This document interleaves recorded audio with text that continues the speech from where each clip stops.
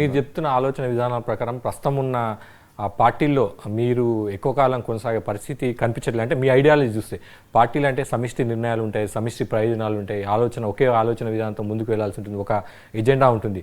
మీరు సొంతమైన ఎజెండా కానీ సొంత ఆలోచనతో ముందుకు వెళ్తే ప్రస్తుతం ఉన్న పార్టీలో కొనసాగే పరిస్థితిలో మీరు ముఖ్యమంత్రి పీఠం దాకా వెళ్ళే అవకాశం ఉంటుందంటారు. అన్న ఎందుకు వెళ్ళలేం? ప్రజలు మనం బట్టి ఉన్నప్పుడు ఎందుకు వెళ్ళలేం? ప్రజలు మనతో మీరు సొంత పార్టీ పెట్టుకొని వెళ్ళాల్సింది. సొంత పార్టీ ఏం అవసరం? ఉన్న పార్టీలో ఎందుకు కాలేము? ప్రజలందరూ ఏకమైనప్పుడు కాందంటూ ఏమున్నది? ఇవాళ అన్నట్టుగా ఒక పార్టీని చూసి ఒక పార్టీ ఉచితాలు ఇస్తున్నారు, ఉచితాలు మంచిది కారణం ఆలోచన మీది అంటున్నారు. అధికారమే లక్ష్యంగా ముందుకెళ్తున్న పరిస్థితి చూచారు 2023లో బీఆర్ఎస్ దాటుకొని. ముఖ్యము అనుకునే కన్నా మార్పు ముఖ్యం అనేది నేను అనుకున్నా. ప్రజల్లో మార్పు రావాలి. Public is not corrupted, bureaucrat కూడా కరప్టెడ్ కాదు. Leader will be change. జనము మంచోళ్ళే, కానీ జనాన్ని ఎంతసేపు అట్టిగా అవుతుంది అన్న, ఎంత చేయు జనం మళ్ళీ ఎంత ఓడగొడతారు అని మాట్లాడతారు. అరే ఎంత చేసినా ఎందుకు ఓడగొడతారు? కారణాలు ఉంటాయి. ఒక మనిషి ఓడిపోవడానికి 4-5 కారణాలు ఉంటాయి. ఒకటి అహంకారం, రెండవది ప్రజలకు అందుబాటులో లేకపోవడం, మూడవది కరప్షన్, నాలుగవది పార్టీ మారుడు, అవసరాన్ని బట్టి దుంకుడు. ఇవన్నీ ప్రజలు గమనిస్తారు. పార్టీ మారిన వాళ్ళని కూడా గెలిపించారు. మీకు ఐడియా ఉంటారు 2018లో పార్టీ మారిన వాళ్ళని కూడా మళ్ళీ 2023 అసెంబ్లీకి వచ్చారు ఒకరిద్దరు. గెలుపులు 2-3 రకాలు. ఒకటి అవతలోడి అసమర్థతతో గెలవడం, ఒకటి మన సమర్థతతో గెలవడం, ఇంకొకటి ఎవడు దిక్కు లేనప్పుడు ఓడొకడని ఓటేయడం, నాలుగోది ఓడొచ్చినా ఎవడొచ్చినా గింతేరా బాబా అని ఓటేయడం. ఈ గెలుపుల నీ గెలిపేది, ఈ 4 గెలుపులల్లా నీ గెలిపేది, నిన్ను చూసి ఓటేసిన గెలుపు నీది. నీ తెలివి నిన్ను నమ్మి ఓటేసిన గెలుపు నేను అంటున్నా నాది గెలుపు అని చెప్తున్నా. రమణారెడ్డి గారు పార్టీ అంటే భారతీయ జనతా పార్టీ ప్రస్తుతం ఉన్నారు. ఆ పార్టీ ఎజెండా ప్రకారమే వెళ్తారా, లేకపోతే సొంత ఆలోచనలు సొంత ఎజెండాతో వెళ్తారా? ఇటీవల కాలంలో మీరు హైడ్రా కానీ మూసీ అంశానికి సంబంధించి సోమాజిగూడ ప్రెస్ క్లబ్లో ఒక ప్రెస్ మీట్ నిర్వహించి పలు అంశాలు లేవనెత్తారు. అంత పెద్ద నాంపల్లిలో అంత పెద్ద పార్టీ ఆఫీస్ ఉన్నప్పటికీ కూడా రమణారెడ్డి సోమాజిగూడ ప్రెస్ క్లబ్లో వచ్చి ప్రెస్ మీట్ పెట్టడానికి కారణం ఏంటి అంటే ఏం చెప్తారు? అన్న పార్టీ ఆఫీస్ ఉన్న కిషన్ రెడ్డి గారు అప్పుడు జమ్మూ కాశ్మీర్ ఎలక్షన్లో బిజీగా ఉన్నారు. పార్టీ అనుమతి ఇవ్వలేదా మీకు? 1-2 సార్లు చెప్పాము. ఒక్కొక్కరు ఒక్కొక్క స్టేట్మెంట్ ఇస్తున్నారు. నేను కావచ్చు, మిగతా నాయకులు కావచ్చు, ఒక్కొక్కరు ఒక్కొక్క స్టేట్మెంట్ ఇస్తున్నారు. ఒకటే డయాస్ మీద నుంచి డిఫరెంట్ స్టేట్మెంట్ పోతే పార్టీకి నష్టం. నేను పార్టీకి నష్టం చేయదలుచుకోలేదు. కాబట్టి నేను ప్రెస్ క్లబ్లో పెట్టాం. దట్ ఈజ్ ఇండివిజువల్ అని చెప్పినాం. నేను నా అభిప్రాయాన్ని వ్యక్తీకరిస్తున్నా అని చెప్పినాం. ఇప్పుడు మోడీ గారు ఉన్నారు, ఆయనకు ఒక ఆలోచన ఉంటుంది, ఆయన ఆలోచన మీద పనిచేస్తున్నాడు.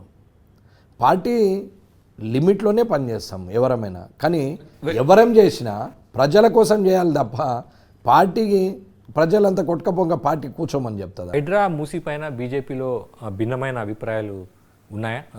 పార్టీ నాయకత్వం ముఖ్య నాయకులేమో మూసీ పైన కూల్చివేతలు వద్దు, పేదలను ఇబ్బంది పెట్టొద్దు అంటారు. కొందరేమో మూసీ ప్రక్షాళన చేయాల్సింది అంటారు. హైడ్రా విషయంలో కూడా రఘునందన్ లాంటి వాళ్ళు ఖచ్చితంగా కూల్చేయాల్సిందే, ఎవరైనా సంబంధం లేదు, సుప్రీంకోర్టు ఉత్తర్వులే ఉన్నాయంటారు.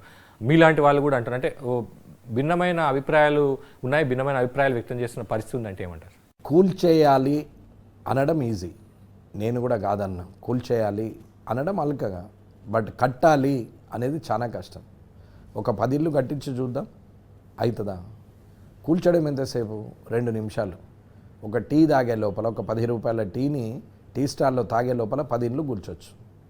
కానీ ఒక ఇల్లు కట్టాలంటే కనీసం 5 ఏళ్ళు పడుతుంది లేనోడికి, వాడికి 25 ఏళ్ళు పడుతుంది లేనోడికి. ఒక్కొక్కరికి కలగానే మిగిలిపోతుంది, కిరాయింట్లోనే చనిపోతాడు. కూల్చడం ఈజే, కానీ ఆ ఇల్లు కట్టుకోవడానికి పర్మిషన్ ఇచ్చిన అధికారులను ఎవరు ఏం టార్గెట్ ఎందుకు చేయరు? కొన్ని సంస్థల మీద ఫిర్యాదు చేశారు, కొన్ని సంస్థల దగ్గరికి వెళ్ళారు. అంటే అధికార యంత్రాంగం దాంట్లో అఫీషియల్స్ కూడా ఇంక్లూడ్ చేశారు. నేను పెట్టినా కదా అన్ని అందరికీ నేను నోటే రిలీజ్ చేసినా కదా. నేనేమి కంప్లైంట్ ఇప్పుడు తాజాగా ఇచ్చిన కంప్లైంట్లో కూడా దీంట్లో అఫీషియల్స్, పొలిటీషియన్స్ ఎవరైతే ఇన్వాల్వ్మెంట్ ఉన్నారో, ఎవరైతే వయలేషన్ చేశారో, ఎవరైతే ఈ పరిస్థితికి కారణమైనరో, నేచర్కి అగెనిస్ట్ అయినరో, కొల్యూట్ అయినరో, వీళ్ళందరి మీద యాక్షన్ తీసుకోవాలని పెట్టినాం. డిస్మెంటల్ ఒకటే కాదు, వీళ్ళందరి మీద యాక్షన్ తీసుకోవాలన్నాం. డిస్మెంటల్ ఇవాళ కాకపోతే రేపు చేయొచ్చు, కానీ యాక్షన్ ఇమ్మీడియట్ అయితే ఇంకొకడు భయపడతాడు. అసలు అమ్మేవాడు 100 మంది ఉండొచ్చు, కొనేవాడు లేనప్పుడు అమ్మేవాడు ఏం చేస్తాడు? బెదిరించే వాళ్ళు 100 మంది ఉండొచ్చు, భయపడేవాడే లేనప్పుడు వాడేం చేస్తాడు? అట్లాంటి పరిస్థితులలో మీరు అధికారులను ఎవరైతే పర్మిషన్స్ ఇచ్చారో, ఎవరైతే మ్యాప్లను మ్యానిపులేట్ చేశారో, అది మంత్రి, ముఖ్యమంత్రి, ఐఏఎస్ఆ, ఐపీఎస్ఆ, లేకపోతే ప్రిన్సిపల్ సెక్రటరా, చీఫ్ సెక్రటరా, సిసిఎల్ఏ కమిషనరా, లేకపోతే ఇంకెవరనేది అనవసరం. వాళ్ళని అరెస్ట్ చేసి లోపలేసి వాళ్ళ ఆస్తులన్నీ సీజ్ చేయమంటున్నాం. నేను ల్యాండ్ గ్రాబింగ్ యాక్ట్ తీసుకురావాలనే చెప్తున్నాం. రాజకీయాల్లో సిద్ధాంతాలు విలువల గురించి మాట్లాడే వెంకటరమణారెడ్డి గారు అసెంబ్లీలో ట్రెజరీ బెంచ్ల దగ్గర ఒక మంత్రి పక్కన కూర్చోవడాన్ని ఎట్లా సమర్థించుకుంటారు? నా స్థానానికి విలువ ఇవ్వనప్పుడు నేను మీకు అన్న అంటే మీరు నన్ను అన్న అంటారు, ఏమ్రా అంటే ఏమ్రా అంటారు. న్యాచురల్, అది tit for tat. General knowledge ఉన్నవాడికి అర్థమైంది. అసెంబ్లీ రూల్ ప్రకారంగా కూడా ఎమ్మెల్యే ఇస్ ద సుప్రీం. నువ్వు ముఖ్యమంత్రి రాని, మంత్రి రాని, ఎమ్మెల్యేతో మాట్లాడి కోఆర్డినేట్ చేసి ప్రోగ్రామ్ అరేంజ్ చేయాలి. అది సిస్టమ్.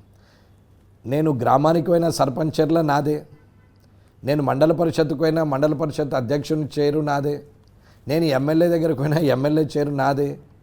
ఈడ నాదే, ఆడ నాదే అని అంటే అంతటా నీవే ఉంటే మరి మిగతా పోస్టులు ఎందుకు? మిగతా ప్రజలు ఎన్నుకోవడం ఎందుకు? ఎలక్షన్లు ఎందుకు? ప్రోటోకాల్ సమస్యని పదే పదే మీరు లేవనెత్తున్నారు, స్పీకర్ దృష్టి కూడా తీసుకెళ్లే ప్రయత్నం చేస్తున్నారు. ఒకవేళ ఎప్పుడో చెప్తున్నారు, పదే పదే చెప్తున్నారు.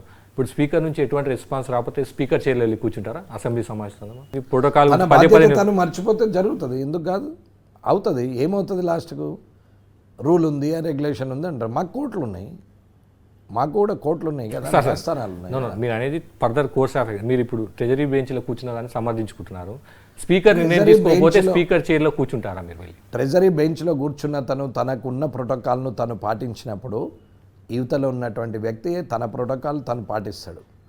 ఎదుటివాడు నీ ప్రోటోకాల్ను నువ్వు మర్చిపోయి అధికారం ఉందనే అహంకారంతో ఇష్టం ఉన్నట్టు చెయ్యొచ్చు, నేను ఏది చేసినా నడుస్తుంది, రాత్రికి రాత్రి జీవోలు తీయొచ్చు, ఉదయానికల్లా గులగొట్టచ్చు అని అంటే మీ జాగీర్ ఎవరిది లేదు. ప్రభుత్వం అది, ప్రభుత్వం అందరిది. 119 మంది ఎమ్మెల్యేలు కలిస్తేనే అసెంబ్లీ అన్నారు. 119 మందికే స్పీకర్ ఆయన ఓన్లీ కాంగ్రెస్ వాళ్ళకి స్పీకర్ కాదు, 63 మంది 64 మంది గెలిచిన వాళ్ళకి స్పీకర్ అని కాదు.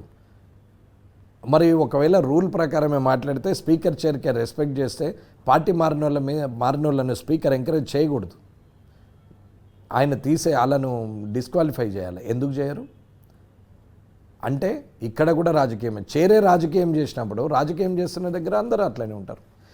చైర్ లాగా ఉంటే చైర్కు మర్యాద ఇస్తారు. నేను చెప్పాల్సిన పద్ధతిలో ట్రెజరీ బెంచ్ మీద పోయి కూర్చున్నాం. ట్రెజరీ బెంచ్ మీద కూర్చుంటే ట్రెజరీ బెంచ్ విలువను తగ్గించిన నేను, నువ్వు పెంచుకో, నా విలువ తగ్గియకు అని అడుగుతున్నా. ఇంత సింపుల్గా చెప్తున్నా. నీ ట్రెజరీ బెంచ్ వాల్యూ నువ్వు ఉంచుకో, దాన్ని పెంచుకో. రేపొద్దున ఆ ట్రెజరీ బెంచ్ మీద నేను కూడా ఉంటా కాబట్టి అది పెరగాలనే కోరుకుంటున్నా. ఇట్లా చిల్లర వ్యవహారాలు, హ్యూమలైజేషను, ఇగ్నోరెన్సు, ప్రజల్లో చులకన చేయడము, ఇవన్నీ చేస్తే వ్యక్తిత్వం పడిపోతుంది, అడ్జస్ట్ అవుతారు, తిరిగి పార్టీలో చేరుతారని చేర్చుకుంటే నడుస్తుంది అని అనుకున్నారు. అన్న ప్రజల కోసం ఎవడో పార్టీలో చేరాడన్న. పార్టీ మారిండంటే సొంత జెండాకే మారుతారు. ఇది రాసుకోండి, ఇది శిలాశాసనం. నేను చెప్పిన దాంట్లో అబద్ధం ఉన్నదంటే నేను ప్రూవ్ కూడా చేస్తాను.